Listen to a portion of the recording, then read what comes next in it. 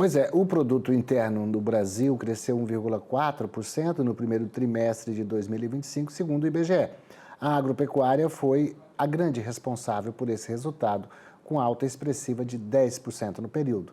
Para ajudar a entender melhor esse cenário, a gente conversa ao vivo agora com o economista Luiz Honorato. Luiz, obrigado por estar com a gente, tá? Oi, bom dia, Valteno. Nada. Principalmente para falar de notícia boa e notícia boa puxada pelo setor que a gente defende e representa aqui, nosso canal AgroMais, Terra Viva, onde você está agora ao vivo. Luiz, o que esse desempenho revela sobre a força da economia brasileira? Esse crescimento é robusto ou ele está mais concentrado demais em poucos setores? Na verdade, eu acho que, Valteno, primeiro representa a resiliência, né, a força da economia brasileira, que apesar de muitos aspectos os analistas estarem apontando sobre necessidades de modernização, de reformas, de ampliação de infraestrutura, né, também as questões fiscais que estão pendentes aí, né, o governo com uma agenda que ele não consegue avançar na questão fiscal, que impulsiona juros altos, tudo isso são desafios que são impostos aos produtores, aos geradores de PIB, né? Mas o resultado terminou vindo em linha, né? É óbvio que o Brasil, se tivesse em outras condições de infraestrutura, em outras condições mais adequadas, ideais, do ponto de vista fiscal, nós poderíamos estar comemorando outros resultados. Mas um crescimento de 1,4% nesse primeiro trimestre, né, em comparação com o trimestre anterior, é algo realmente para se comemorar, sim. E, mais uma vez, né, o mérito, o prêmio, o reconhecimento vai para o setor agropecuário, né? Ele teve uma elevação, uma alta, né, expressiva de 12%. É claro que também fomos favorecidos, o setor foi favorecido por causa do desempenho aquém, né, do trimestre anterior, por conta das condições climáticas desfavoráveis, queimadas, secas. E agora a gente teve resultados melhores, o que nos faz dar esse salto. Outros setores, né, por exemplo, serviço, cresceu 0,3%.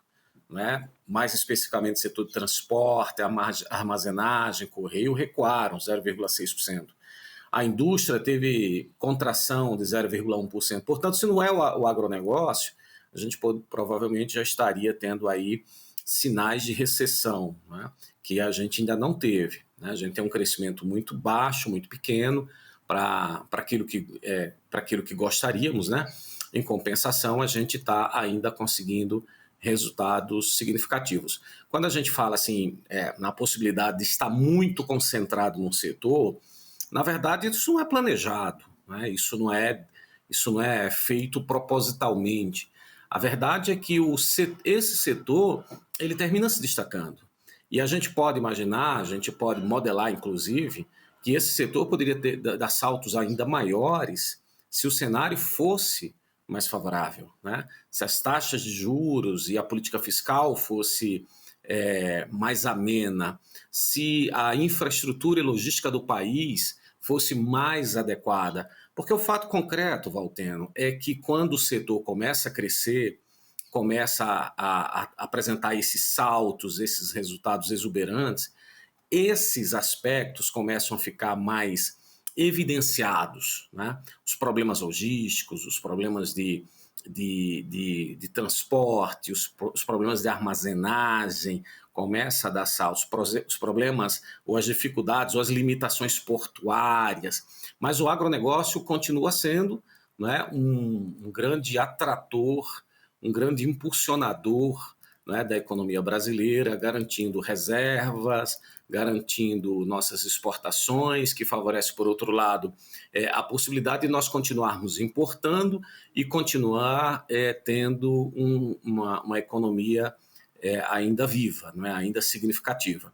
Mas a gente precisa, certamente, melhorar esses aspectos. Outra coisa que vale a pena a gente ressaltar nesse primeiro momento foi a taxa de desemprego, né, que subiu para 0,7% no trimestre E isso, apesar de ser ainda historicamente baixa, mas ela já tem dado sinais de elevação.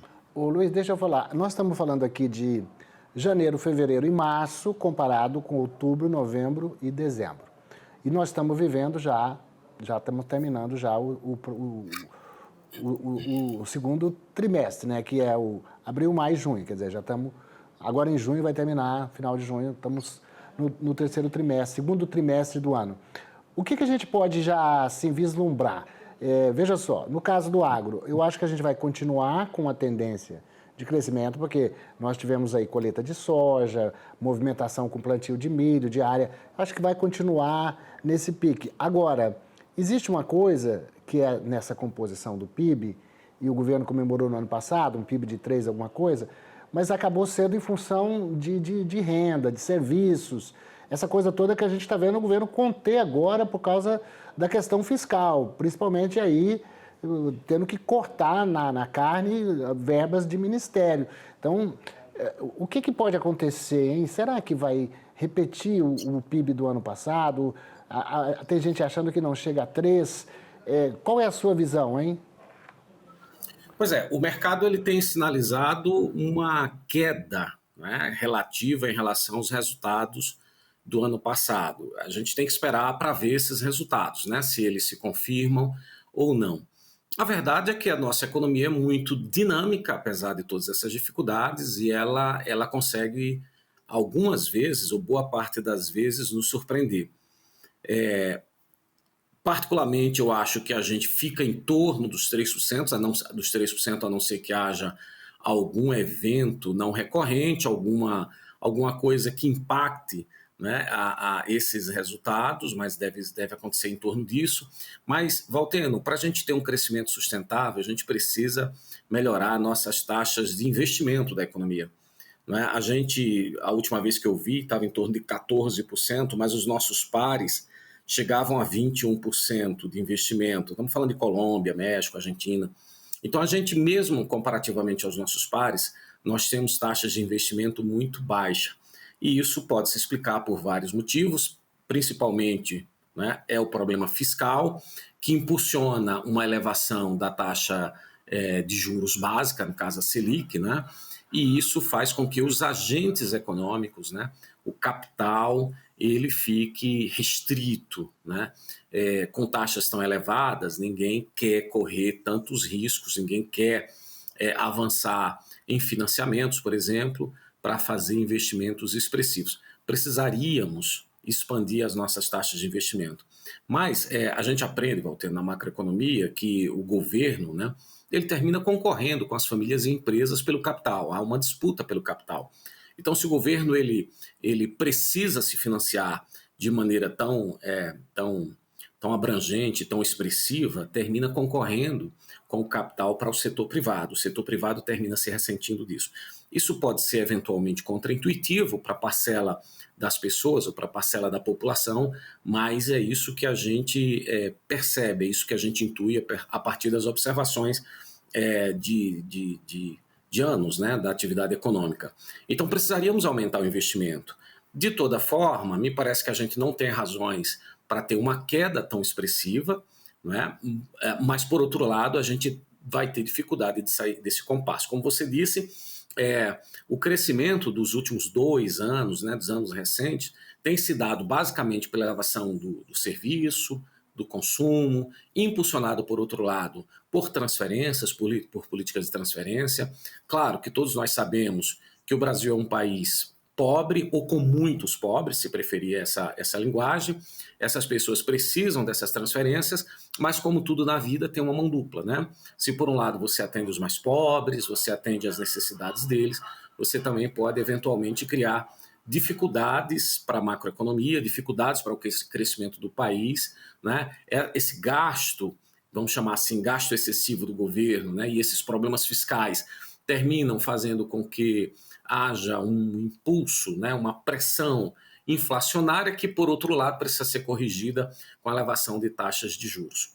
Então, a gente está aí num impasse, né? E esse impasse parece haver consenso entre os analistas, ele só será resolvido, ele só será quebrado a partir do momento que o Estado brasileiro fizer reformas, o Estado brasileiro cortar, né, na própria carne, e essa hora que ninguém vai querer, essa hora que todo mundo vai reclamar, claro, todos os setores, mas essa é uma necessidade para que o Brasil volte a crescer. E aí também tem um outro lado da coisa, né? Não adianta a gente fazer isso tudo agora e no segundo momento a gente voltar a cometer os mesmos erros, porque esse é um assunto que se repete há décadas no Brasil. A gente viveu aí há 30, 40 anos atrás hiperinflação, né? A gente não quer voltar a viver isso, a gente tem um trauma, né, relacionado a isso, porque os males são muito grandes, mas a gente precisa fazer esse dever de casa, Valteno. Me parece que a gente não tem outro caminho. É verdade. Corte no orçamento, a gente tem que contar também com as vendas externas, estamos passando por dificuldade aí, negócio do frango, isso é complicado, o dinheiro que deixa de entrar, e isso também acaba impactando aí no PIB. Honorato, obrigado pela sua participação aqui, uma boa semana e a gente volta a se falar na semana que vem. Abraço, Valteno.